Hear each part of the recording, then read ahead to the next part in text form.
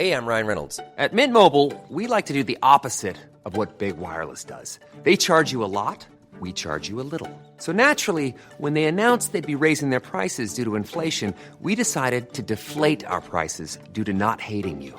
That's right. We're cutting the price of Mint Unlimited from $30 a month to just $15 a month. Give it a try at mintmobile.com/switch. New activation and upfront payment for 3-month plan required. Taxes and fees extra. Additional restrictions apply. See mintmobile.com for full terms. Shall we? Yep.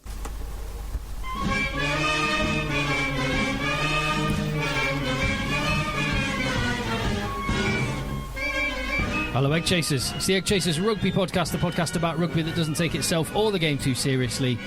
In the Rugby Dungeon again, live with JB. Hello, Tim. Shoeless, OnlyFans ready. That's absolutely. There's actually a gag in our gym, our CrossFit gym, in case you don't know, I do CrossFit. And it is, do you not call it your box? I do call it my box, Good. but let's get the vernacular right. There are some people listening who might not have been Olympic lifting today, so you've got to use words that they understand. And the gag is that this girl does actually do an OnlyFans for her feet, and I'm not sure if it's a joke or if it's real. she has nice feet, I'll give her that. Do comparable entrepreneurs, I guess you call you, do you not share tips with her about foot condition? You say comparable entrepreneurs, right? I think it's like Shell and ExxonMobil discussing drilling tactics. There's some drilling tactics on OnlyFans. Exactly right. How you doing, Phil? Hello, Tim. I'm very good. On the foot thing, like I could see objectively. Oh, that's a disgusting looking pair of feet, and that's a more dainty, attractive looking feet. But I've never looked at feet and I suppose horses for courses. Horses for courses, each to their own. But it is weird. Are there any? There's only one famous person I can think of off the top of my head who has a foot fetish. The former head coach of my beloved New York Jets. Is that who you're thinking? Such an irrelevant reference now, isn't it? Like Rex Ryan. Rex Ryan had a foot fetish. Other than that, I mean, like for all he's achieved, that's what we'll remember him for. He didn't achieve anything. Well, no, he did. He was good defensive coordinator at Atlanta. He took us to Was he at Atlanta? No. He didn't get the job at Atlanta. No, he didn't get the job at Atlanta. He got us to a couple of AFC championship games. He made Mark Sanchez look like a quarterback. That's impressive. Yeah, he played ground and pound football that wasn't very attractive to watch, but it was quite effective. I loved it. Which probably leads us on to our first talking point of England. Well done. And their World Cup squad. Before we go there, though, a quick reminder that we're the only podcast that's there for you 52 weeks of the year. So here you go. Another Monday morning comes around and we've got an episode for you. I think there's another podcast which is doing all-round yearly service. 52 weeks of the year? I believe there is, yeah. Really? I believe there is. I believe it's our friend Ed Slater and... Oh, fantastic. Can't believe Sam Roberts. Sam Roberts, thank you very much. Sorry, Sam. Yeah. Your name escaped me then. Good lads. So there is one other. Yeah. But, grassroots podcast, we can give a shout-out to them. I will also say Eddie Stevens' Rugby Ranter Banter quite often misses the odd week. But he's been doing stuff over the summer, so check him out as well. But yeah, you can find us, wherever you get your podcast, hit subscribe. That's one way you can show your appreciation. You can go and listen to loads of old episodes to give us another listen account. Or just tell you what, when you fall asleep, just press play. Yeah. And just leave it running through the night. So that's one way you can help us. The way that I boost our numbers is for every phone that I get rid of, well, not get rid of, I no longer use, I have like a wall of them, and I automatically press play on every one of them every night. Yeah. And also you can go to patreon.com/EggChasers, where we will do another little extra bonus, possibly spicy episode. Well, we need to get the King's Council one up. Yes. Because that is actually genuinely very good podcast about something which you would never expect happening to podcasters. True. Apart from you. I was going to say, if people said which podcaster and then told the story about your about what happened with the King's Council, which podcaster did this happen to? I think it would be easy if it was Family Fortunes among rugby fans. You'd be the obvious top answer. Who got threatened by a barrister? But you're Stephen Jones, top answer. Yeah, we'll try and get that one up as well. But patreon.com/EggChasers. Yes, England's World Cup squad. We're going to rattle through that. We've got the what else we've got to talk about? The World League and Six Nations changes. The preview for the Rugby Championship. and then I've got a bunch of emails that we can get through as well. It's all going on. So, England's squad. Could you summarise it, Phil? We've now got 46 names if you include the injured players, right? Yeah, 41 plus 5 in rehabilitation. Summarise it. In some positions, it feels fairly kind of static, which in some positions is a good thing, some positions is bad thing, and there's a few surprises in there as well. Biggest surprises, number 9 is probably the single biggest surprise to me. But it's not a surprise in a good way, is it? No, not really. So so let's start there. The 3 scrum halves in the squad. Yeah. Which basically, I think at this point, says these are the 3 scrum halves that are going to be going to France. Yeah. Or potentially 2 from 3. Because I know Eddie Jones and others have only taken 2. I can't see that being the case, though. No, I can't. I don't know, it depends how... Scrum half is not the most attritional position, and it's not like... I know Ben Spencer got called up for a World Cup final, so he was on a flight out to Japan a few days before the World Cup final, but... You don't have that problem in France. You can be there in 2 hours. And they're based in Le Touquet, which is right on the northern coast. Their team camp is right up there in Brittany, so they're basically in England anyway. If you're going to be skinny in one position, scrum half is not a bad way to split your squad. So the 3 players are Danny Kerr, Jack Van Portvliet, and Ben Youngs. Ben Youngs. No Rafi Quirk. Alex Mitchell sent back to Northampton. No Goswar. Not in the England squad. And again, Ben Spencer absolutely screwed over by Owen Farrell. So. It was notable that Ben Spencer was in the squad until Owen Farrell showed up, and then while Owen Farrell was not in the squad. Yep. Now, I think we would all have Rafi Quirk and Alex Mitchell, certainly Alex Mitchell, in the mix. And I think it's rather than talking about the relative merits about, I can't believe he's got him and he hasn't got him. I think it's more interesting to just jump ahead and say, what do we think that decision alone at scrum half means about the way that Steve Borthwick's going to play the game? That's a great question. Great question. And it sounds clear to me. It's going to look a lot like Leicester from a couple of years ago. In fact, it's almost surprising he hasn't brought Wigglesworth with him. Well, Wigglesworth was in camp. Oh, he's the third scrum half. There we go. He was in camp doing some coaching, I noticed, from the O2 Inside Live video that got released last week. I think you're right, and as you said that, you wouldn't have heard this, but Phil and I were both nodding vigorously as JB said we're going to get Leicester from 2 years ago. Well, this makes sense, right? So, the thing about Leicester from 2 years ago is they are all about possession and pressure. Mm-hmm. Now, when you play international rugby, the reason international rugby is so much more attritional than club rugby, well, not always. I mean, the way that La Rochelle plays is pretty attritional for the other team. But, the reason it is because you don't have the benefit of time together. So with England, they come into camp, you need to put together a game plan which is going to be as good as it can possibly be for a limited amount of games, and that involves basically your best players playing a pressure-based game because that's the easiest to coach. And that's what Leicester were doing. So you are going to see this because Leicester played the most like an international team. It makes complete sense. And to add to that, winning World Cups, it's rare that you get a team. Rare. It's never happened that you get a team who is going to be scoring 40 points in the knockout stages every round. They're not going to be going coast to coast every single time in a World Cup knockout game. And I think people get attritional rugby wrong, actually, because you say attritional rugby and it's negative. It starts attritionally, but when you break a team down because you've battered them for 40 minutes, you get a lot of points. So it's not South Africa World Cup final. There you go. Yeah. It might be the biggest win in a World Cup final because they absolutely battered England up front for 60 minutes and then the floodgates opened. Yeah, that's how it works. New Zealand kick more than anybody else, and then they score loads and loads of points.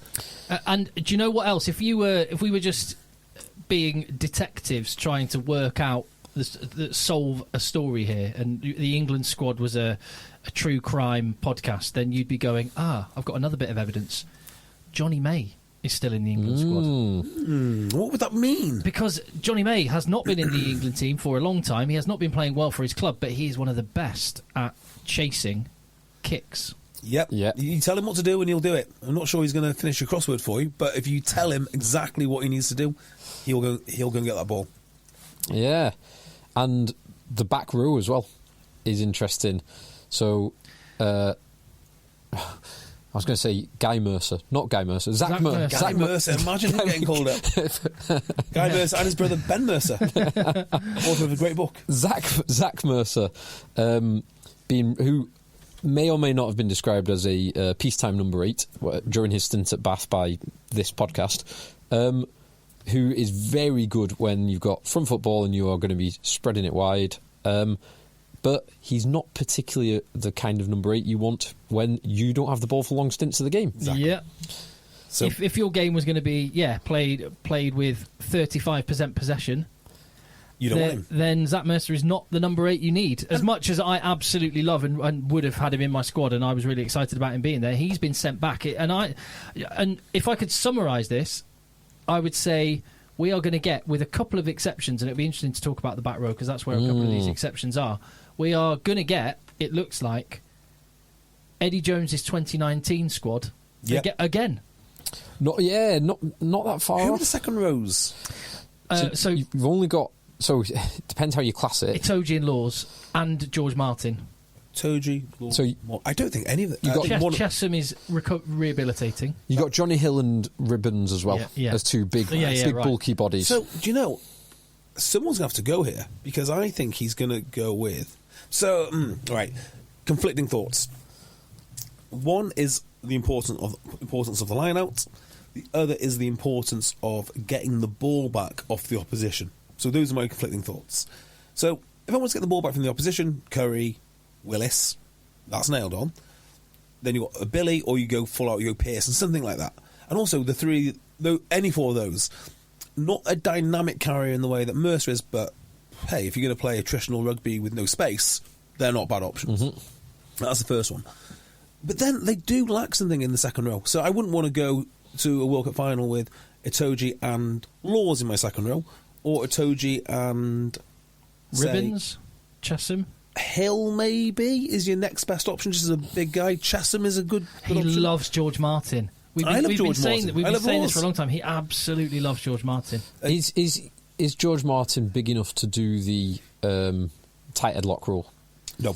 Because Itoje's going to start, and probably Laws is going to start. I think George Martin is a Laws' backup, basically. Yeah. So I can see that. I would like to see Laws, 6, but could do a job in the second row. I'd like to see Laws and Itoje, and when they play together, Itoje then moves over to the tight headlock role. And look, Itoje's no small man, is he? But I think when you're looking at the absolute tier 1 locks, the tier 1 partnerships, is he big enough to be the big guy? Maybe not. Well, I suppose another interesting angle there when you build this picture and you look at the South Africa team that won the World Cup last year. Last time. Maybe where England have enhanced their options from Eddie Jones' squad is in the front row. Prop. Specifically prop. Because we could just touch on hooker briefly. The hooker stable is looking very, very bare. You've got Jamie George with 77 caps, Jack Walker recovering 3 caps, Jamie Blamire, I think, 2 caps, Theo Dan uncapped. Yeah. And that's some of the capped... That's threadbare. The capped guys who are not in the squad, obviously, Mullet-Dickey misses out, Jack Singleton injured, George McGuigan. I know he only got 1 or 2 caps. Nick Dolly, we've not seen for a long time. Yeah. Have you seen his Instagram, by the way? I don't go on Instagram. I would recommend his Instagram because aside from being a rugby player, he's also a qualified PT. So some of the stuff which he does, which is specific for his role as a hooker, is incredible. So it's well worth watching. That's cool. That's interesting. It makes me think of my old mate Para. Petrus du Plessis. Why was he a PT? He was a physio. He was a physio. He used to do all sorts of scrummaging type stuff with bands round his head in different directions. And it got him to, some serious coaching gigs, including being Australia's scrum coach for a period, which he got let go when Eddie came in. But the point I was making was you've got some large men that Steve Borthwick has retained in the squad. And finally, Val Rapava-Ruskin is in the mix. Yeah. Joe Marler is still in the squad as a loosehead prop, and those two alone as 2 loosehead options may not. Both of them, you'd imagine one of them, maybe both of them won't make the squad, perhaps. But the fact that those 2 men are still in the mix says to me, because you've also got Bevan Rodd, so he could take it in a different direction. But it says to me that he's going as big as he can in the front row. Yeah, I mean, with the tight head side as well. So you've got Will Stewart and Dan Cole, who are not... Along with Sinclair. Yeah, they're not mobile, but they are big. Yeah. And then Sinclair being the Will the Stewart really needs to come of age. I mean, that is the important one. If he doesn't fire, they've got massive issues, because I don't see... Dan Cole, with all due respect, is an amazing player, an amazing service to the game, and he can still scrimmage. He's not the guy I want in a defensive line against the All Blacks or Wales or Fiji or anyone, really. And that's a problem. That's a massive problem, because people will start to target him. Sinclair, for me, has not been a very good player all year round. He's improved. He wasn't good since the last World Cup, when he was really good. The last World Cup, he was one of the best players on the planet. Exactly. And then he dipped right off, and you saw glimpses in the Six Nations that actually, like, he demolished Ireland, and there was glimpses that, okay, maybe he's getting back a bit of mojo. I hope so, because he's such an asset. But again, it's only one guy. And you think about how South Africa is structured, and just the sheer amount of artillery that they can bring off the bench. England's options are just not that good. They're just not that good. And it did expose the weakness of just having one good guy in the last World Cup final, where he goes off after 4 minutes, and that's not the only problem. England played it's Hoji and Laws in the second row against a much bigger pack. And you can go back a couple of years and even a year on this podcast, and it's not that me and Phil were calling for it, but we were saying, do not be surprised and do not write off Ford being 10, Farrell being 12 at a World Cup. Write that off. Like Eddie Jones. Because, Ollie Lawrence is currently injured and may not make the World Cup. That's a problem. Dan Kelly was released from the squad Dan Kelly was ago. released from the squad, which means basically your 12 hopes are pinned on, guess who? Manu Tuolangi. So the centre... The traditional centres in the squad are Henry Slade, 13, Joe Marchant, 13, Manu Tuilagi, 13, but can play 12. He has been 12 at Sale the last 2 seasons, to be fair. Yeah. But not impressive. Yeah. One impressive game, maybe. Yeah. And Guy Porter. So 12 and 13. 12, 13. More a 13 than a 12, because it's normally Kelly 12, Porter 13. But he bangs. Yeah. Oh, excuse me. I love Guy Porter. I love Guy Porter. I think looking at the squad... But if Ollie Lawrence is not available, and all your hopes at 12 are pinned on Manu Tuolangi, again, Ford 10, Farrell 12. People will hate it, but it may be the best option England have. If you're going to give the ball away and defend, kick strategically and defend hard, it's not the worst option in the world. I want to know what JB thinks about that. It's not a great option. It's just not a great option. It's been tried, it's been tested, it's failed many, many times. It got to a World Cup final. It failed. I mean, you've got to win World Cups, that's why you're there. They had the JB Cup for an extended period of time, equaling the Tier 1 consecutive wins. Well, we don't know that because all the staff retired. For the JB Cup. We don't know where the staff are. It was staffed at that point in time. Yeah, it had a full office and everything. I hadn't done it. We know that combination equaled the world record for Tier 1 consecutive victories. Yeah, I mean, it's all very good, but still, you've got to go and win World Cups. I mean, I don't know what to say. You need to win a World Cup. I think they might have to go with it. I mean, I like the combination. Personally, I like this combination of Slade and Marchant when I've seen it. The problem is, and this is pointed out to me by a very astute rugby writer, maybe the most astute rugby writer. I kind of agree with him when I think about it, but Slade has not really fired in an international shirt. And it's a shame, because he has all the attributes you want for almost every position that he plays in. But I can't... I mean, I think of one great game and he played with Marchant. But that's it, really. So he just seems to be the obvious solution to 12. I disagree on the obvious solution to 12. I would have said that 5, 6 years ago. Sorry, that's what I meant. Like, historically, you'd have said that is the guy who you want to play 12. Yeah. But I also don't think you can judge Henry Slade's performances at 13. That they have to be judged in context, and that position generally in a team plays well. Well, certainly that type of player plays well in a pack which is dominant in a... Well, he probably plays well in a backline that doesn't include Ford and Farrell, because with the best one in the world, not everybody can pass the ball. That's why Guy Porter is such an important player for me, because who else is going to carry the ball? The other two are busy passing it.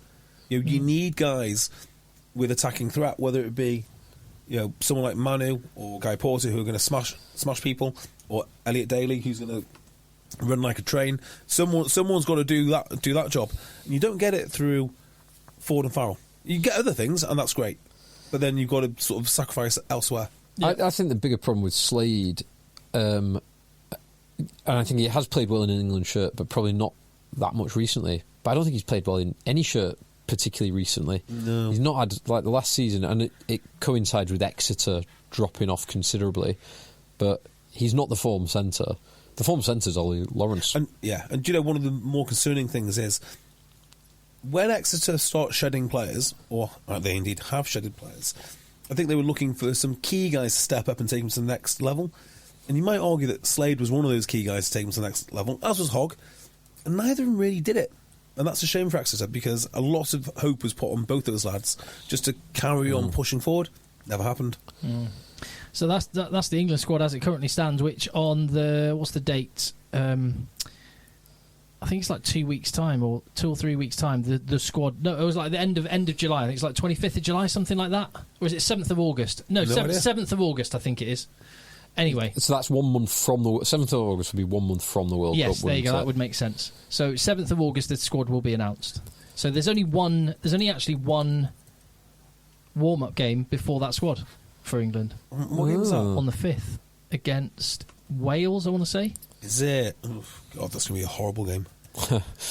Wales England on the 5th. So basically, the team is being selected based on this next month in camp. England Wales on the 12th. So England play Wales, and then Ireland on the 19th, and then Fiji on the 27th. Is that right? Yeah. Fiji on the 26th of August. Yeah. Which is about 2 weeks out from the World Cup. Yeah. So 4 warm-up games in August. Yeah, I mean, some countries like New Zealand have only got 2. But they've got a championship. They've got the Ireland, rugby championship. Rugby Ireland have championship. only got 2. England have got 4. Now, part of that does feel like, give me some money. you've got to get some revenue through Twickenham. Like, I mean, look, there's no denying it. I'm all about slamming the RFU at the moment. I think there's a little bit of an extra one to this, which is the Irish team don't need to know anything more about how the Irish team play. Yeah. This is a relatively new England team. Mm-hmm. Well, no, it's the same England team. It's a relatively new coaching structure. Yeah. And they don't have as much time together as the Ireland team. I mean, Ireland know they can lose against La Rochelle. They know that they can lose against Munster, right? Yeah. So, well, Ireland know that 80% of that team have got to 4 out of the last 6 Heineken Cup finals and choked and won far fewer. So they're no URCs. quantity. Yeah. So they know exactly what they do. They know where they're going to choke. Semi-final, quarter-final, go home. I wouldn't bother with the injury risk. So moving on, let's not get too bogged down in this, but just the Nations League has been confirmed. Completely uninspired, but please continue. From 2026. From 2026. Now, is the tournament being run over 2 years, or is it every 2 years? That's one thing I couldn't quite tell. I had it in my head that it's being run over 2 years, as in you'll play home and away over the 2 years. But I don't think it's been announced. I don't think it's that clear. Yeah. Because we got one email, which again I couldn't quite. But Martin, I'm hoping it's the 2 year thing, and this isn't the case. But Martin Coach, thank you very much. Contact EggChasers@gmail.com. Says, by playing every other year the same Six Nations games. He's basing this on the BBC story, and I agree. It's written a little bit vaguely. Like I couldn't quite. I can't work out exactly what the format is. Mm-hmm. So I don't think it's been announced. No. So you've got to fill in the blanks. Okay, so by playing every other year, the same Six Nations games will happen, i.e. England will play home against Wales and Ireland every time. Not sure this has been thought through properly. This is what I think it is played over 2 years. So both England-Wales games will count towards the wider Nations League over a 2 year period. One home game, one away game. Yeah, that was what I was assuming, but it is, you've got to fill in the blanks, because I've got the World Rugby statement in front of me, and it's about I don't know, maybe 150 words. Like there's not that much meat on the bones from World Rugby yet. The issue I have with it is that I can understand what's going on. I can understand why it may even work as a spectacle for fans, but when you look at the bigger picture and you zoom out, and I've always said, start with the objective of what you want and work back from there. And the objective I want is to have 10 or 12 teams that could legitimately win a World Cup in 20 years' time. And this is going to be, I think, a barrier to that happening, because it's going to concentrate more and more of the wealth in rugby in those 10 hands that are already the dominant nations who don't need any help to develop, and it's going to limit the development of the other sides. Well, okay, there's multiple ways I'm thinking about this now. So fundamentally I do agree with you, but if I was going to make a different argument, I would say rugby's nowhere near as strong as you think. And you just look at the financial landscape now, saying that those 10 teams don't need any help developing. Well, they don't need any help developing relative to everybody else, but actually they do need help. I mean, the unions are not in a good place. I agree, and that's why they've made this. That's why this will work in that sense. But what I'm saying is, again, as we've always talked about the metaphor with the pie, it's, yes, you want to take your slice of that pie, but actually, if you just get these ingredients, the pie you'll get in a few years' time will be much bigger. Yeah, I mean, to me, not only are you right in saying what you say about it's going to sort of freeze out everyone else other than the top 10, because the top 11 doesn't work and the top 12 would kind of fit into the format. Well, we've seen an 11-team league worked perfectly fine. That's absolutely true. I don't know what I'm talking about. Is Darren Childs going to win this league? Because if he's not, I'm not interested. So there's that form of cannibalisation, sort of building a barrier around it. But the other form of cannibalisation, which I'm far more concerned about, is the effect it's going to have on domestic leagues. So the Premiership are going to have to give something up, because as I understand it, the top players will be playing less. So if they're playing less, but they're playing one extra international game, who is that going to cost? And my guess is it's going to be the clubs. So you're currently in a situation where they're just looking to get that little bit of extra revenue from the English game. The English club game is suffering. I think it's dead, frankly. Give it 5 years. And then across the channel, you've got a model of what rugby should be domestically to get the most interest, and that would be France. And I would say on the Nations League, and thinking of France, bearing in mind their domestic league, and when that finishes well into June, and you map that onto this Nations League thing, I can well see France sending, for their Southern Hemisphere games in the summer, I can well set... or are they going... Is it in the autumn? It's autumn, isn't it? Yeah. Did they actually say... So are they scrapping summer tours? This is what I mean. Like, are they... You can't scrap... Yeah. No, so the international competition, the men's game, operating across the July and November windows. So they will have a... Combining but it won't be like a 3-test tour. Yeah. It will be a Southern Hemisphere tour type thing. Right, so... I mean, there are travel logistical issues in this, and there's it's going to be like you'll play... France, for example, will go and they'll play all the three or four teams in the Southern Hemisphere, but they'll play them in 2 or 3 of the countries, so one of the countries will visit another. So there's logistical travel issues there, which they're trying to mitigate, but it's still a bit of an undertaking. But I predict, for that reason, and you've talked about the French domestic league being in such rude health, France will just send a bunch of kids. Yeah, I can see something like that. To their Southern Hemisphere part. Like a development they'll send a development team. Well, and partly, this is part of the problem with the whole thing, that there historically has been overlap in between the summer window and the top 14 finishing, just because they've got to play more games than everyone else. No. And that they're not going to... This is one of my frustrations with the whole thing, that until you actually sort out the global calendar from a club perspective as well, then... You're kind of messing about. You're never going to make it fully work. Yeah. The other thing as well is this run over 2 seasons, this competition? That's what we were debating before. It's not. So. I believe it is as well. Yeah, my understanding is yes, but I don't believe it's clear. Who is going to be... So the beauty of, say, the NFL, and Super Rugby has actually done this pretty well recently, is you can understand the competition, and it's in a block, and if you're into it, you're going to get week after week after week. Super Rugby is like 15 weeks. Yeah, same as the World Cup, right? So the World Cup is incredible because it's hit, and you can get into that. That is one of my biggest points on this, that the global calendar alongside the club game, I really think it needs to be more like the Southern Hemisphere, where you have the ITM Cup or Mighty Cup, then you have Super Rugby, then you have your international window, and one merges to the other to the other. Yeah. So you're not getting, well, this week Gloucester are playing La Rochelle in the Heineken Cup, but last week they were playing against Sale, and then the following week is going to be England, because you're playing those games across April and January and February. Sort of go into a crescendo. It does make sense. Like the absolute best of the best, and then the Six Nations actually does that. But as any sport, I can't think of a single sport that has tried to run a competition infrequently over the course of 2 years. Over 2 years. Well, the Nations League football. This is this is what they've sort of mapped it from. But at no least one really that has cares clear. about. No one really cares about it. Firstly, but secondly, they have very clear promotion relegation all the way down from the very very poorest team to the very best. So I've not even heard of the Nations League. I mean, I'm sure it's is it any good? Well, that's what the games are happening recently. But I think your average fan doesn't pay attention to to that table. I don't think that's. But football is big enough and viable enough that that's just kind of nice to have. Whereas rugby, whatever the structure they make, it could actually be make or break for the sport in itself. And it's not even clear that fundamental to me that the financial power of this league will be that much greater than the top 14. The reason I say that is because, yes, they're going to fill out stadiums, but they won't have as many as many games as the top 14. Mm-hmm.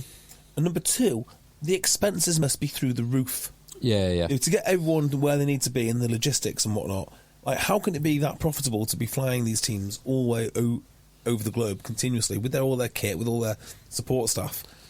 It doesn't make much sense. And then to top it off, like a tour is interesting, right? Because a tour is like a little micro series, and there's a winner of the tour. How good was that Ireland New Zealand three match series? That was the last one we're ever going to see, and that's incredible. Awesome. Whereas this isn't. It's like, Ireland beat New Zealand, but next week something else might happen, so that doesn't matter. I mean, what are we watching?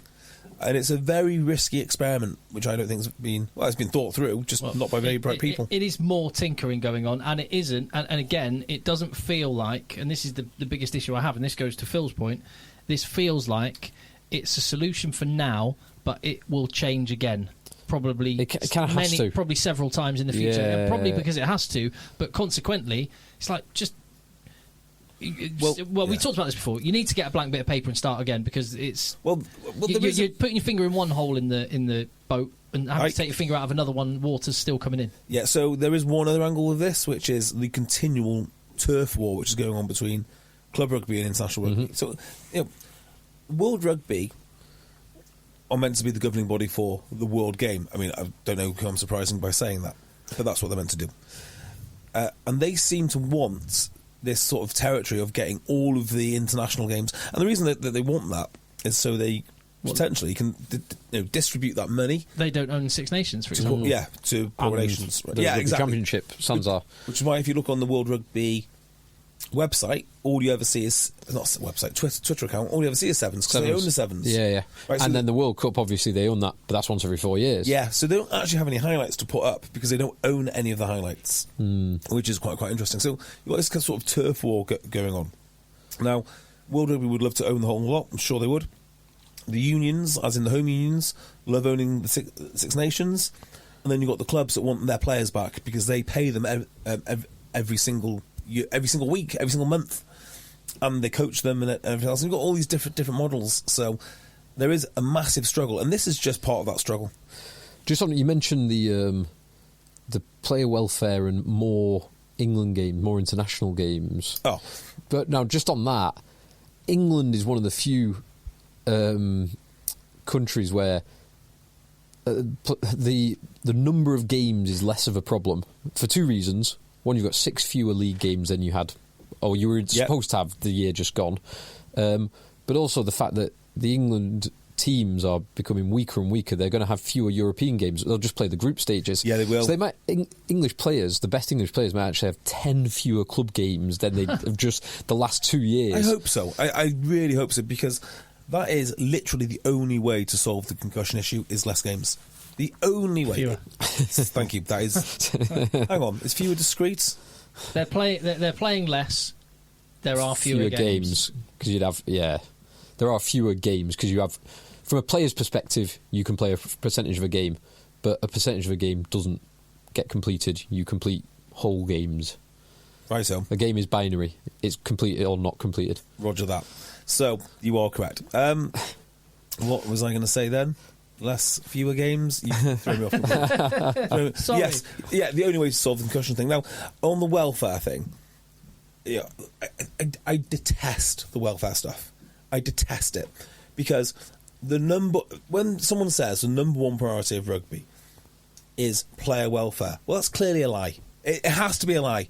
The safest game of rugby is no rugby. It just is. I think what the Six Nations... I know what you're touching on here, because this ties in with another decision which has been announced, which just a press release came out from Six Nations saying that from next season...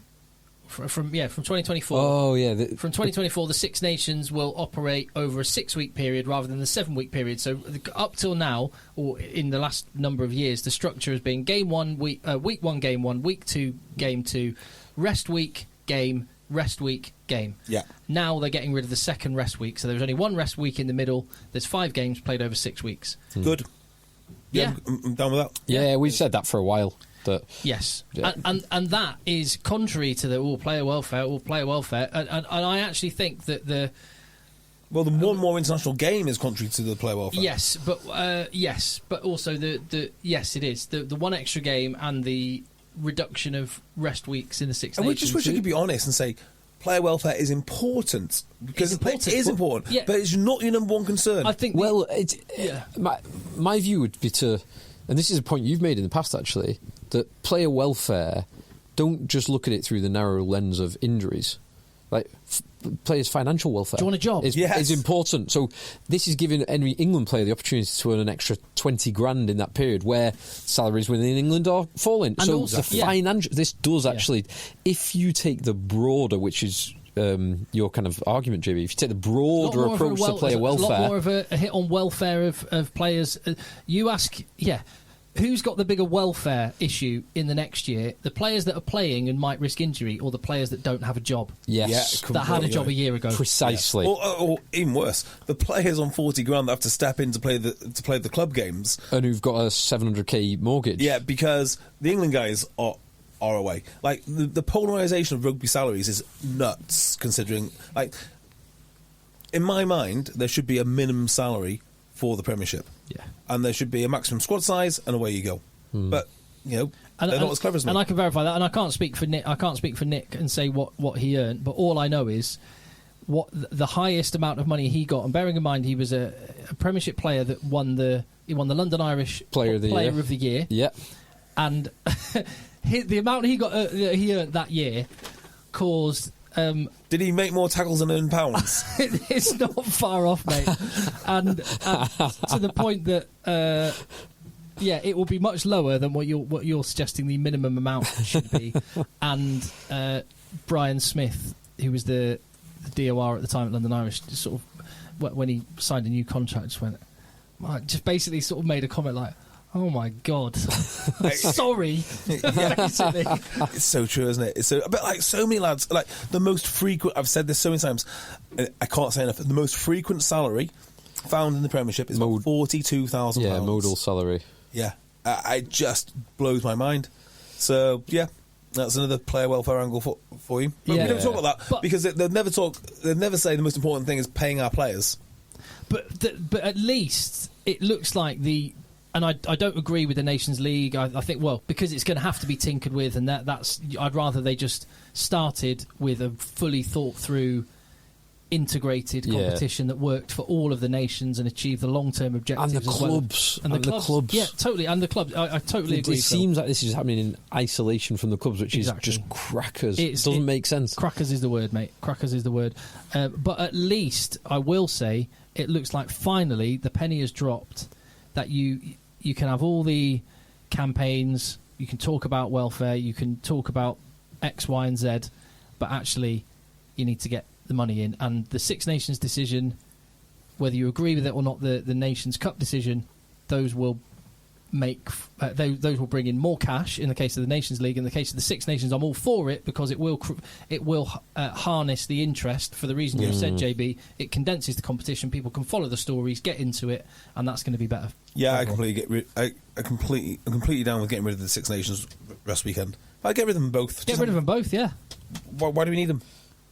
Five games in 5 weekends. What's the big deal? They can have the rest weeks either side.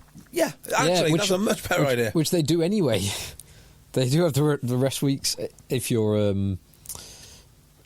playing in the country that you're playing for, or you've got it written into your contract. Although, I'm pretty sure that Jack Willis, ironically, had more rest than the England boys because Toulouse just treat him better. Well, he missed the first game, didn't he? Because he couldn't meet up with the England squad.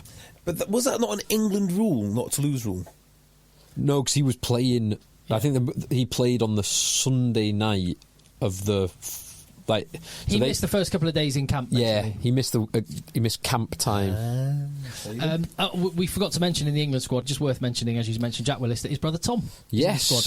Is he? So Zach Mercer out, who's moved from Montpellier back to Gloucester to play for England, and Tom Willis, who's at Bordeaux, is in the England squad. Do you think Zach Mercer might be making a phone call?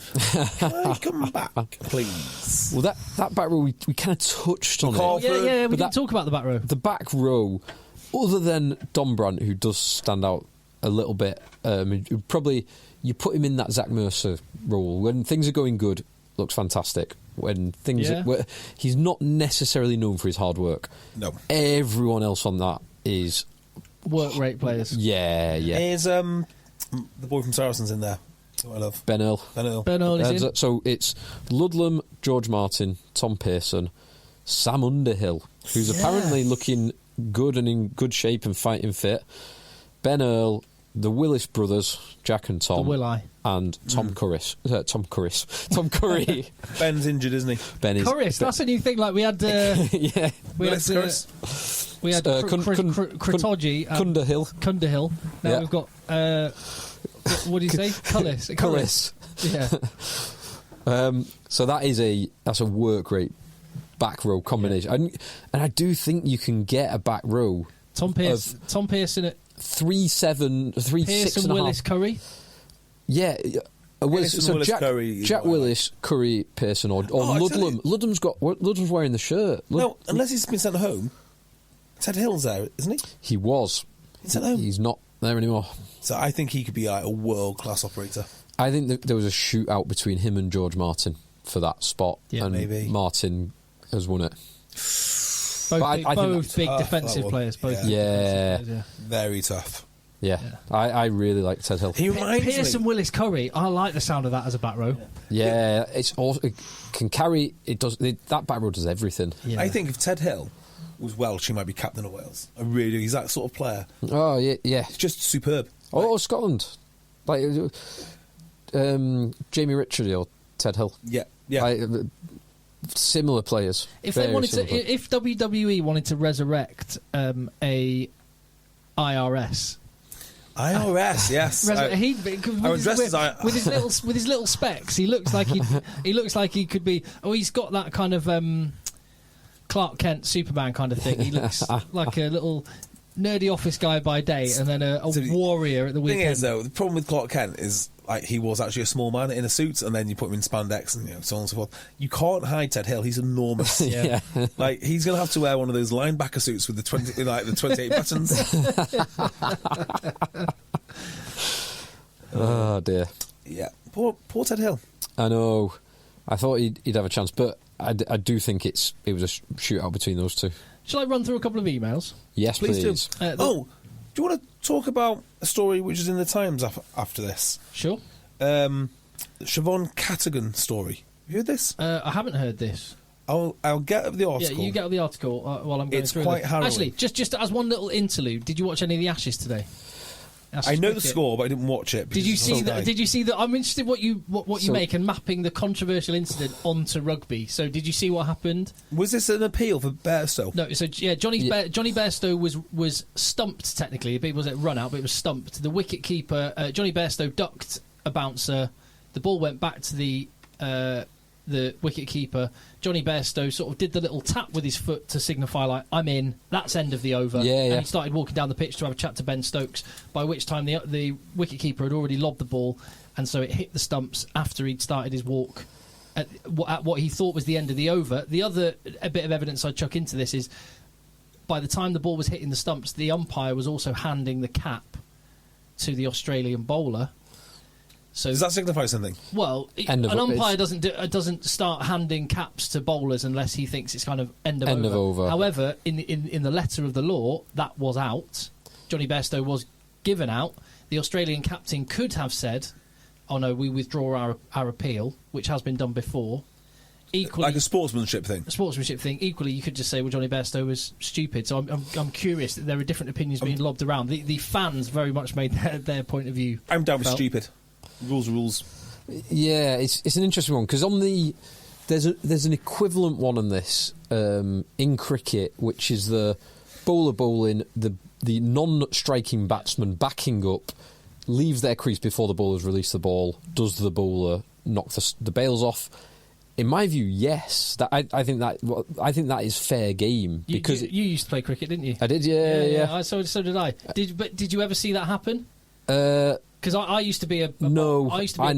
I used to be like I was a bowler, and I'd have quite a long run up, fast bowler and stuff. And the number of times, quite often, if I thought the non-striking batsman was backing up too fast to try and get ahead of me, like stealing a base in baseball, I would just stop my run and just gesture the ball to the stumps to tell the umpire, watch him, because if he does that again, I'll have him. And that's the way you did it. Done, but you would like just go, I'm just warning you.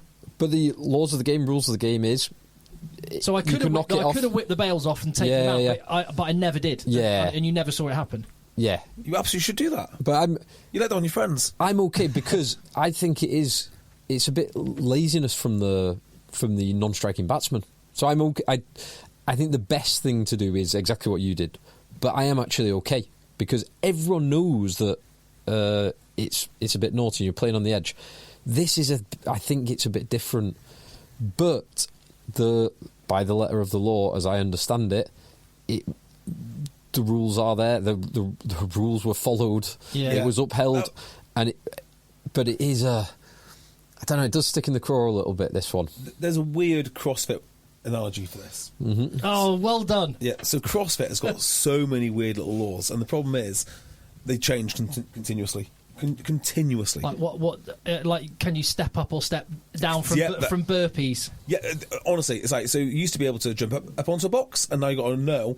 Or you're allowed to jump down from the box, or do you have to step down from the box? Okay. Like silly little things like that. So we were in a competition, and we were doing snatching, and then overhead squat, and you were not allowed to release the bar at the top of your squat for speed. So you got to bring the bar down to the floor, and then you can move on. And if you did, it'd be a no rep.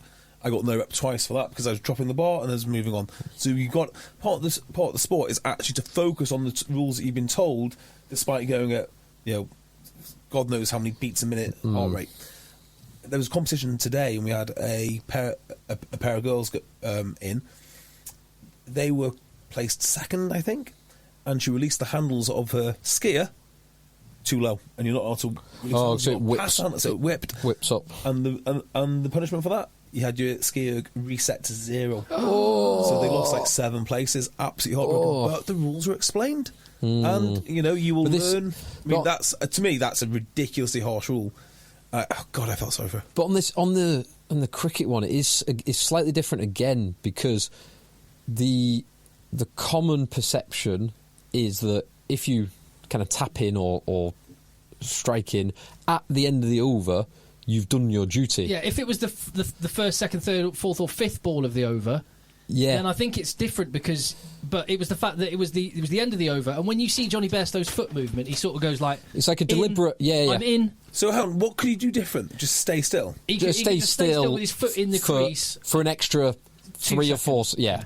But he thinks it's over, right? So he did a sort of it was like, I've ducked the ball. Oh, the wicket keeper's caught it in with his foot, and then he walked on. Now, you would add to that if it was a spin bowler, so the keeper is up, he's not leaving that crease until he's made eye contact with the keeper, because he's a keeper himself. Because it's a fast bowler, it was green, wasn't it? Yeah. Fast bowler, so the keeper is like 15 yards back. So there's no chance of a stumping, but he did get stumped. It was technically out via stumping, even though there's no chance of a stumping. So it's this weird... everyone on that pitch will have done exactly... Every single man, the 22 players, will have done identical to what Bairstow did today dozens of times, hundreds of times in many of those instances, and this one has caught them out. But just to relate it to rugby, it's one of those times where you go, it's the laws versus values kind of thing. People can poo-poo rugby values, and I do think sometimes we talk about them too much, and actually just focus on the laws. But like you say, stick in the cross. I think values are valuable. And yeah, they're not the number one thing. If you carry on talking about them, you have them. As simple as that. Yeah, maybe. Yeah, it was interesting. Sport versus, just pure sport versus spirit of sport. Yeah, I guess if you look at it from an Australian lens, so the keeper throws the ball at the end of the over because he knows the over's done. It was Carey, the keeper, wasn't it? Well, they say that they also said that he'd noticed a few balls before that he was creeping out. Okay, so he is actually playing it. And you got to give him credit. Yeah, but when he throws the ball, Bairstow is actually in his crease. Yeah. So it is a bit of a weird one from their side. Yeah. Anyway, what is done is done. Yeah. And England look at that from France. 2-0 down. I know. I always seen that in France. Yeah. Mostly peaceful protests.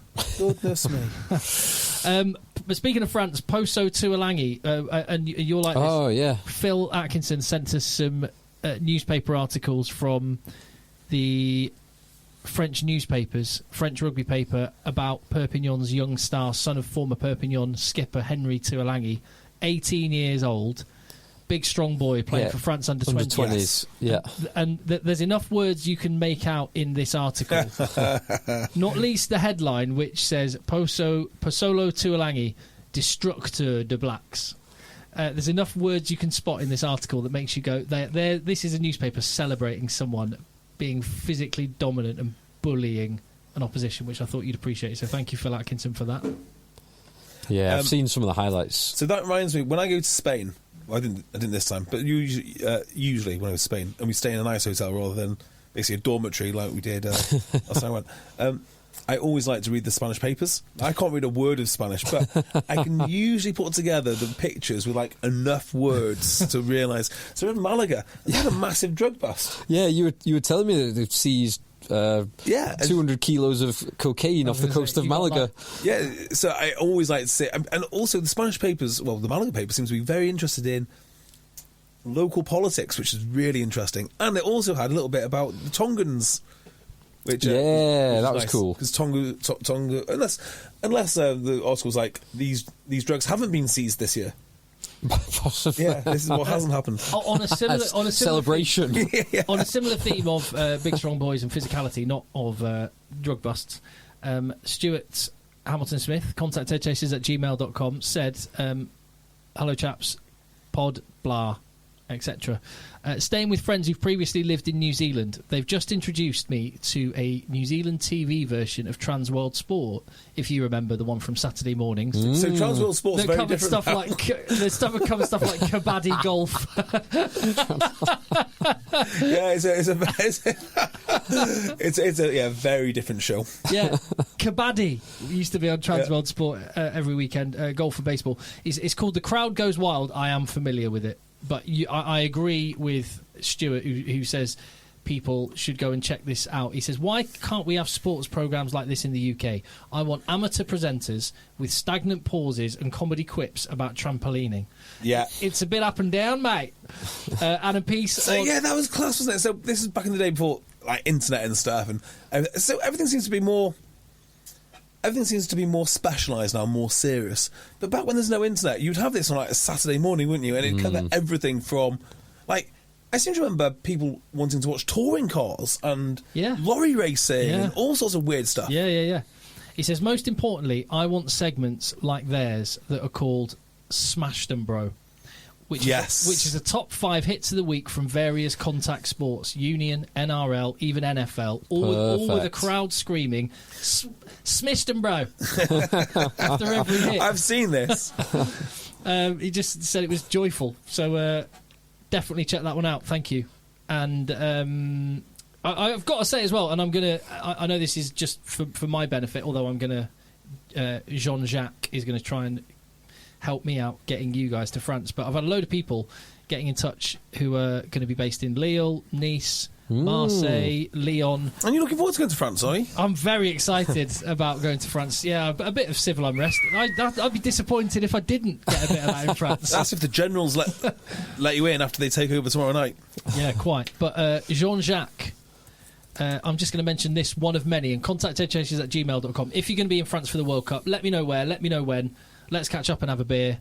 And well, I'm going to be travelling on my own, so I'm looking for people to hook up with, and yeah, it'd be good. Anyway, Jean-Jacques says, it'd be great to catch up in France if you're about. My friend Gary and I have an itinerary as follows. I'm just putting this out for JB. He says, Friday the 8th, France v New Zealand. That's such a big game. Then he's on train. I'm assuming it's a train down to Marseille. The TGV? Yeah. Marseille. Train down to Marseille for England v Argentina. But then, and just this making it a weekend, and this is the sort of thing you could also do. It doesn't all have to be rugby. On the Sunday after that, Jean-Jacques and Gary are going to sail GP at Saint-Tropez, just down the coast. That is quite cool. And maybe thinking about being lanyard wankers in VIP because it has limitless booze. Yes. And they say, come join. Please bring JB so we can share all the heterodox views. I had an amazing offer. I think my offer still stands. I'll have to check it out. My offer was to go to the World Cup and meet the president/owner of Biarritz. Wow. Awesome. And I've not... How did this come about? Long story. And I just until you mentioned that then, I was like, yes, I should really do that, shouldn't I? That's the thing I should really do. Point is that south coast of France, there's a lot more going on than just the rugby. Well, absolutely there is. It's one of my favourite places on... I mean, Perpignan's not far away from Barcelona, JB. It's not, is it? I love Barcelona. I tell you what, though, I had some... Well, the times that we've been to Nice... Biarritz is not far away from Barcelona, mate. No. Well, the times that it's Basque, isn't it? So it must be near Spain somewhere. It's near Bilbao, isn't it? Like the nights that we've had in Nice. It was in Nice. Yeah. That's superb. Yeah, I had two of the best nights. Yeah, Nice was great. We watched. We had we caned espresso martinis whilst watching the first Six Nations game. Belting night. So it was a day that Byron got 2 tries but should have got 3 against Australia. They beat Australia, didn't they? As it Did pains for the bar to know that I know Byron. Everyone needed to know. Everyone needs to know this, right? Then we watched France. That was France, Japan. That was the late kickoff. Japan over something. Maybe Aperol Spritz. That was Aperol Spritz, yeah. Maybe something like that. And we saw another one. What was the other one we watched? Oh, there was a couple. Glorious I afternoon. can't remember. It was great. The Scotland-Australia game was great. But what a great time. So consider spending some time look, I'm not saying Francais. Yeah, I'm not saying no to a weekend in the south of France. Especially if it involves the Saint-Tropez Grand Prix. Maybe we could stretch to a few days here or there. I mean, goodness. I'll think about it. All right. If I could, yeah. If any nice hoteliers in the south of France would have JB and Phil at altitude, I'm sure they will. Then let us know. But yeah, a bunch of those. What was the other email? Yeah, so my lesson from going to Japan is I don't want to go to any games. Yeah. I'm not interested in going to games. I want to watch it on TV in bars. So we don't need to go to... That's pretty easy. Yeah, isn't it? I mean, I know you want to do... Makes it more doable. No, but this is what I think is quite cool about it. Because it's so spread out, I'm not even going to try and travel around enough to go to all the games. I won't get to Nantes as one of the venues. I'm not going to get to Bordeaux or Toulouse. I don't know. Toulouse isn't a venue, is it? Or maybe it is. Yes, it is. Presumably Toulouse must be. I don't think I'll get to those just because of the itinerary and where games are. So, I will go and see a couple of games in the weekend I'm in Marseille, but then there'll be 5-6 other games going on. Marseille does not appeal to me right this second. No, Nice. the second weekend then. Yeah, Nice appeals to me more. Yeah, definitely. Yeah, and then Leon, foodie capital of the world. Yeah, I'd do Leon. If only I knew someone who had experience with Leon. Yeah, Fernsey will be able to hook you up. Of course. Yeah. I fancy most Leon. of the time I'm going to be spending in bars doing exactly what you're saying. It's exactly what you should be doing. Yeah. As a professional. If there's any bars left. Well, I'm guessing the World Economic Forum will get the ones that the future doctors and scientists don't. So contact eggchasers@gmail.com. You were going to mention a story. I'll see if there's any. Right, okay. You need to sort of take a deep breath for this one because it's a really quite an awful story. This is the story of Siobhan Casagun. This is an article which has shown up in the Times by David Walsh. I believe David Walsh has covered this before, actually. So if you don't remember it... It's been an ongoing story that's been covered in a number of publications, the death of a Scottish it was women's international rugby player. Okay, so the gist of it is this... How can I say it? I'm trying to sort of summarise it because it's such a complex story. Well, so the bare facts are a Scottish international woman died, and it's unclear at this point and alleged by the family that was not just a cause of a concussive event that happened whilst playing, but then subsequent neglect. Yeah, as a consequence of subsequent neglect and mistreatment and allegations of cover up, whitewashing. I think obfuscation by the SRU. I think in a way, probably the least serious, but like simultaneously the most serious accusation is lack of care. I don't mean the duty of care, something like that, just actual lack of human care. Because the way that this is framed by David Walsh and by the Casagans, that the SRU want nothing to do with it. They've sort of turned their back. That will be that. They've run through their processes and now they want to sort of close the book. Close ranks, close the book. The suggestion from the family is they're concerned at least that, well, one, it's taken several years. They're not sure when, if, how the report's going to be published, if it will be kept quiet, will all the findings be revealed, have they been thorough in trying to find out all the information, because the family aren't sure, that they don't feel like they've been involved in the process, and so so this is a strange one for me. Yeah, so the obvious way to look at this and the way it's been framed and the only lens to look at this through is that this is it's a tragedy, and we can all agree on that. The difficulty is parsing out what was the cause,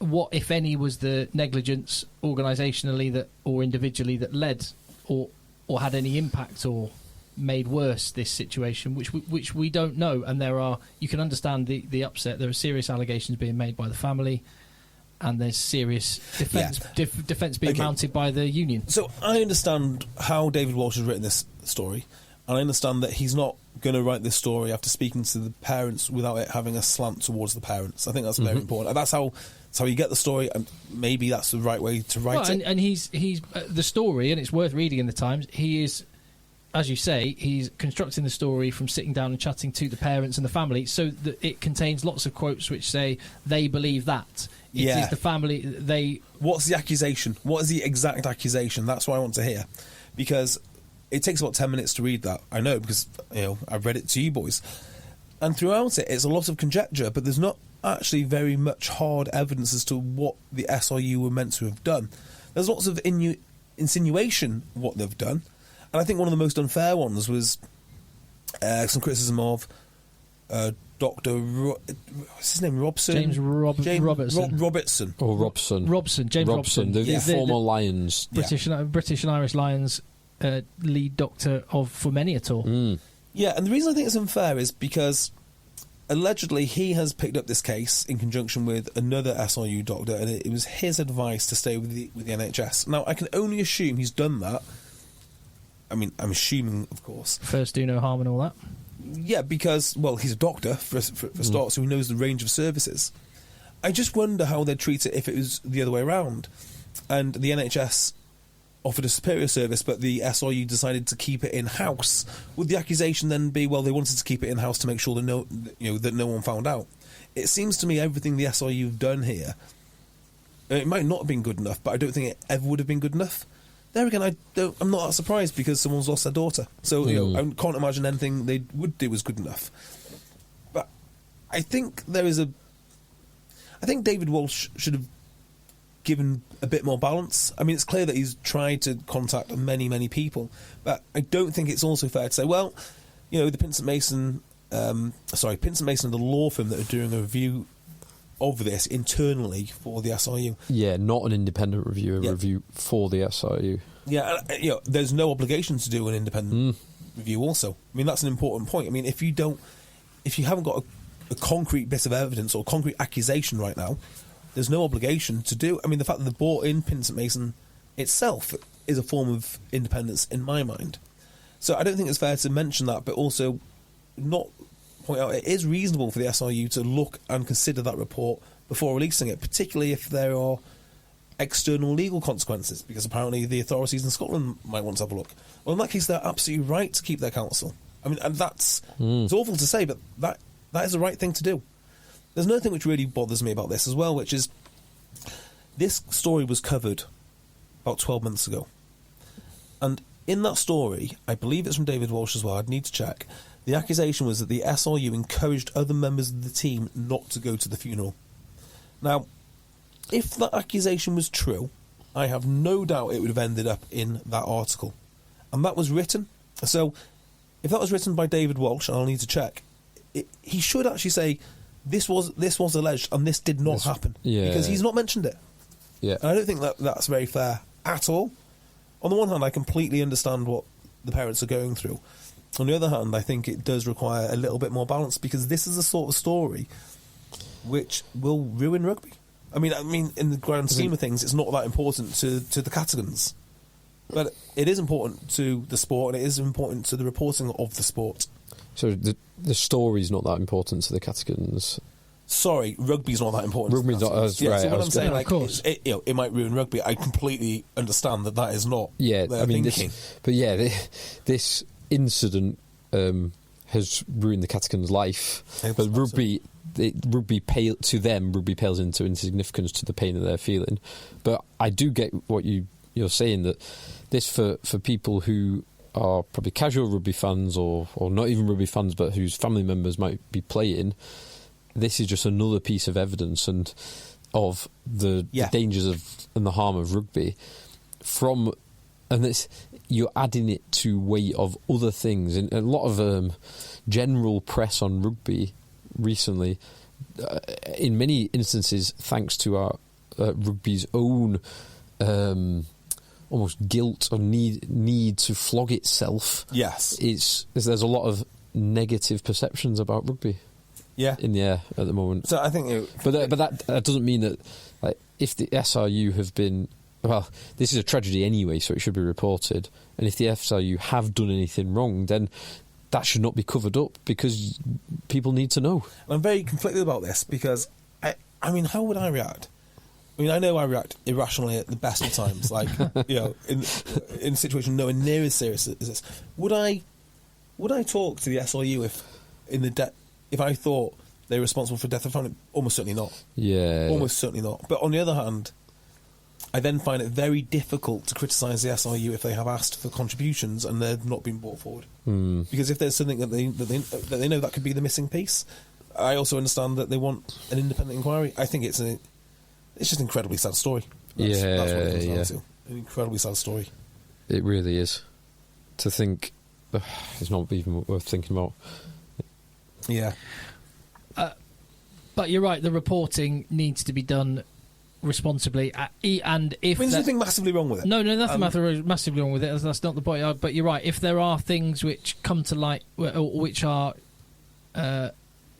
shared and then found not to be the case, that should be made clear. Yeah, and the really difficult one is the fact that Catigan had a head injury, which she undoubtedly did have, but then it's not been recorded.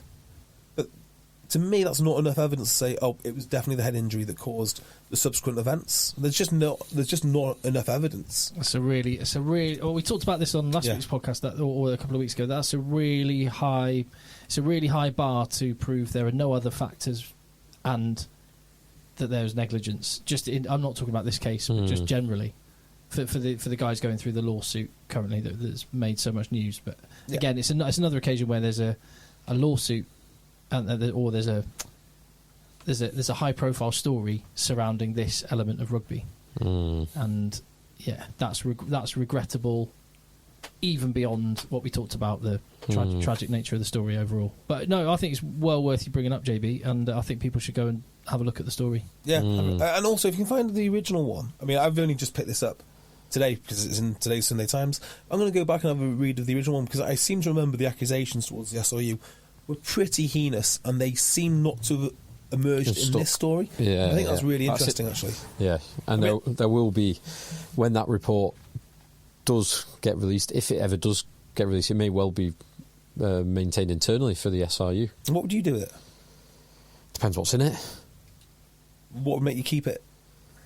If it was... it's an interesting one, because you'd want... If there's any serious breaches... I think that needs to come out. You can't. If there is serious breaches that has contributed or potentially contributed to a player within your care's death, you can't hide that. Yeah, the interesting ones for me are things like the term duty of care, because I need to see what is written down in terms of duty of care. I mean, I don't because it's banded around so widely and so poorly. I think there is a duty of care thing going on here, but I don't know if there's definitely a duty of care to your injured players, right? But I don't know if it applies to this player in this situation, because I don't know. It's not clear from the story that the injury history, the injury caused the subsequent spiral. Yeah, and there was only one injury mentioned, really, of any note in the story, which was one where there's allegations of misreporting of the injury, not necessarily allegations of poor care. And I've got a feeling it's one of those reports that will trip you up on your own safeguarding. So, if in that report it comes out that, well, your protocol was on Zoom rather than...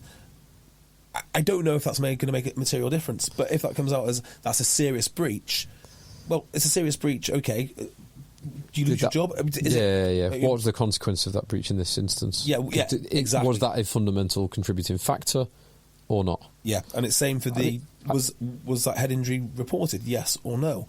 And in this situation, because sadly the way that she died, to say that nobody came around to see her in those subsequent days, well, how would they know? It's not like you've got somebody in hospital and it's expected. It's not expected.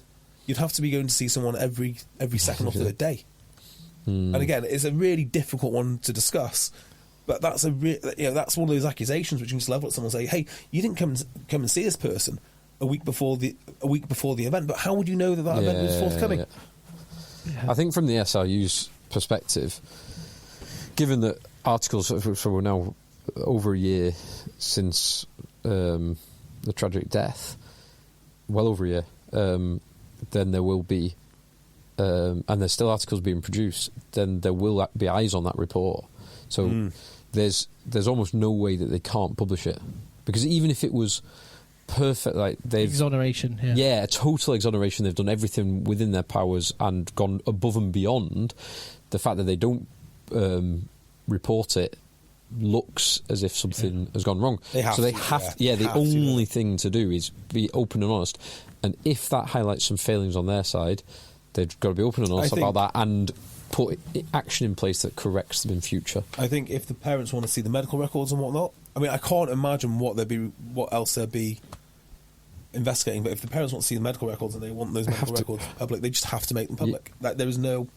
as long as the parents... because it'd be parents' confidentiality on the medical records. If the parents want to make it public, that should be entirely within their gift. Yeah, so I'm not even sure why I don't think I'd even get solicitors involved. I'd just say, look, here is all the information. Let David Walsh look at the information. I mean, I don't know why you need some solicitors at great cost, and I do think the SRU are absolutely right to put their staff, not first and foremost, but they are right to consider their staff. Oh yeah, because getting dragged through, because it will have been terrible for the staff anyway. Yeah. Because actually, the people who look after rugby players on a day-to-day basis really do care. They care about the rugby players. Massively. So to have that insinuation that you do not care... I mean, if this story is about the mental health of a rugby player fundamentally, endangering the mental health of all of your other staff in order to get to the bottom of this story doesn't strike me as a particularly wise idea. Having all that stress. So it's a very, very complex story. Well, I think, I think I agree. More transparency, the better. Sunlight, the best disinfectant, and all that. Yep. I'll tell you what, I'm going to finish with this email because we've had a little question. Contact eggchasers@gmail.com. Oh no, I've actually got a couple. Anyway, so Victor Marinich or Marinich. Sorry if I'm saying that wrong. Anyway, I think there must be an American family travelling over for the Rugby World Cup. Anyway, wow. Awesome. I know. So they're going to be in Nice. I think Lyon. Yes, they're going to be in Lyon. Well, I'm in Lyon. Anyway, so I might catch up with the Mariniches. You're just showing off again about your amazing trip you've got planned. I haven't heard nothing but this. Sorry. They said, on a related note, the reason I purchased the tickets package that I did with the family for the Rugby World Cup, I did it because we expected the US to make it. Oh, no. Uruguay took that spot, and Chile beat us for America's 2. So my podcast question to you is, what does USA Rugby need to do so as not to embarrass themselves by missing out on the Rugby World Cup when it's on home soil? They must get an automatic spot. Do. Yeah, there's no way they're not playing. No. Yeah. So, I mean, that one's sorted, but to the broader point, if I suddenly put you in charge of USA Rugby, what would you do, JB? Phil? I think they're doing quite a lot. Yeah. Right. Because and you follow more MLR than me or JB, Tim, but just having a domestic league is quite a big step up from, and certainly Chile and Uruguay do not have a professional, Georgia do not have a professional internal league. Argentina do not have a professional league. I do think the question is somewhat misguided, though. I'm sorry to say that. Because I don't think it is an embarrassment to lose to Chile. I don't think it is an embarrassment to lose to Uruguay. They won those games fair and square. I mean, we'll see how they fare in the World Cup. But with all due respect to the United States, they've only fared so well in World Cups. So to find out if it's an embarrassment, we're going to have to see how both these countries do in September. In terms of what I'd do, I think I would try and find private money first and foremost, and private owners. That would be my first thing. Which they've obviously managed to get through MLR. Yeah, and they seem to be doing. They seem to be doing okay, because if you talk to a lot of rugby players who are not top level, or some who have been top level, America still remains one of the top locations that they'd like to go. So Ben Foden's gone there, Bastro's gone there, Don Waldock famously was hanging out with Martin Onu. With nurses, Marlon, yeah, Gitto and Mitchell and one other, AAC, yeah. So they're doing something right. It's just the case, as always. They're also doing another thing right. They've sent a load of schoolboy age American rugby prospects to school in South Africa.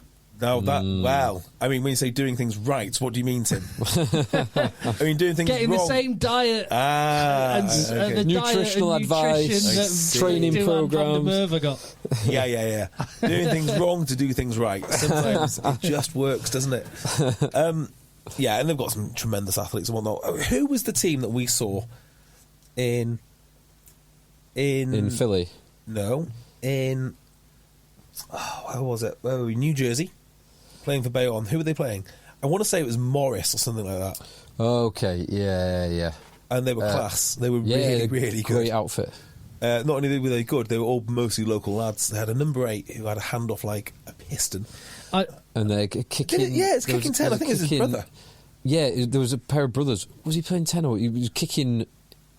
He might have been playing centre or 15. But yeah, they had some handy players. I'd also say what America's doing right is things like clubs like Bayonne Bombers, who hosted us. Yeah. If you get rugby teams with crests like that on their shirt... God, I love which was a woman on top of a bomb. I feel almost as much kinship to Bayonne Bombers as I do Didsbury Talk 8. Once a bomber, always a bomber. It's incredible. That was class. I mean, like, the game we had with him was great, but actually the better experience was that 9 a.m. start to watch England-Ireland. With some England Wales, was it England Wales? It was England Wales. That was amazing. That was good fun. Before we had to go to Red Bull. Ended up in an industrial, a proper, the sort of place. I felt like I was in a Bruce Springsteen song. It was that sort of place, and then these bars just popped up, and we never went to the bar. And as soon as we'd finished one pint, someone from Bayonne Bombers handed us the next one. Superb. Did we not get there on the subway? I think we did. Yeah. We did. Head out to New Jersey. I did not want to leave that bar, and we had to leave to watch London Irish versus Saracens. Yeah. I don't remember a single. I remember Maitland, who was playing for Irish at the time, Great mates, running really well. And he was he on the beers the night before? I don't at think the Irish he consulate. I'm not Was sure. he? Was that, He was that wasn't definitely the night he was before? there. Was It that was, the night yeah, before? it was the night before. Yeah. That was the Friday night He at was the Irish there. consulate. He had a little cheeky glint in his eye. Like, Oh man, when you think about some of the stuff we've done with this podcast, we were in the Irish consulate in New York That was having Guinness. that was cool. Now, if I was the person I am now back then, I would automatically have judged Tom Coventry as a fraud. just from listening to him talk. At that time, I was like, oh my God, he's amazing. Yeah. It wasn't so amazing, as it turns out. On that, a final email then. Or just one more point just on Uruguay. Yeah. I mean, Uruguay are a very handy team to the point where they beat Fiji in the last World Cup. So it is worth remembering that. And don't beat yourself up too badly. Because USA aren't beating Fiji anytime soon. I agree with that. I totally agree with that. Totally agree with that. But see you in Leon. Contact eggchasers@gmail.com. George Hobbs. I think this would be a nice one to finish the pod on. He says, pod, good, blah, JB, always right. Thank you. Yes. I wanted to share a lovely example of why people who play rugby are the very best of people. I recently organised a stag do to Belgrade. Fantastic city, by the way. Unfortunately, the weekend we went coincided with the country's largest ever protest on gun ownership. Yes. Oh, wow. Hello. Sorry, where was this? Belgrade. Serbia. Bet they've got a collection of guns. Yeah. Was it not? Serbia was the, and that was the Black Fists that killed Archduke Franz Ferdinand. Was it? Was that in Serbia? I think they were Serbians. Yes, they were. Well, Was it Montenegrins? the guy was. Maybe it was Montenegro. I think. But it was Princip. Gavrilo Princip. Yeah, no, started World War One. I have no idea. I mean, it was the straw. It was, yeah.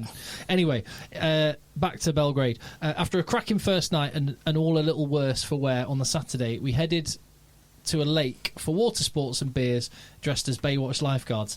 I like that. Unfortunately, we found both the bars and water sports facilities at this lake to be under construction.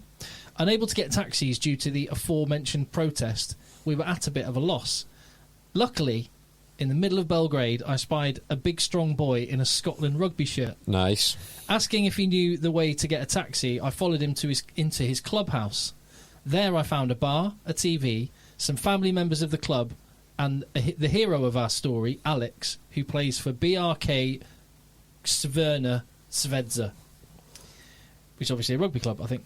Realising we couldn't go anywhere, again, there's this massive protest going on in Belgrade, Alex found a way for us to watch the Premiership final, poured us all a shot of rakia, the first of many for the stag, and I bought all the beer that this clubhouse had to offer.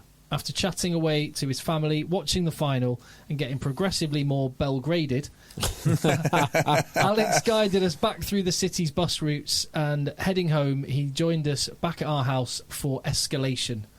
Escalation? He managed to book us taxis, took us to some excellent bars, and joining us in general debauchery, which I will never, ever be stupid enough to put in writing. We need to have a beer sometime. Definitely. Yeah. Or do a Patreon podcast with us. Yeah, definitely. He said he headed off as he had a game the next day. A true hero and a shining example of humanity. Thank you, Mad Dog Alex. Awesome. Crikey. Love that story. Yeah. And yeah, George Hobbs is going to be in Nice, and yeah, we'll catch up with you, George. So I'll find out all the story. Yeah. You should come to that just before you go to the Saint-Tropez Sail GP. Love it. Right. Contact eggchasers@gmail.com. Let's do a quick Patreon podcast and get spicy.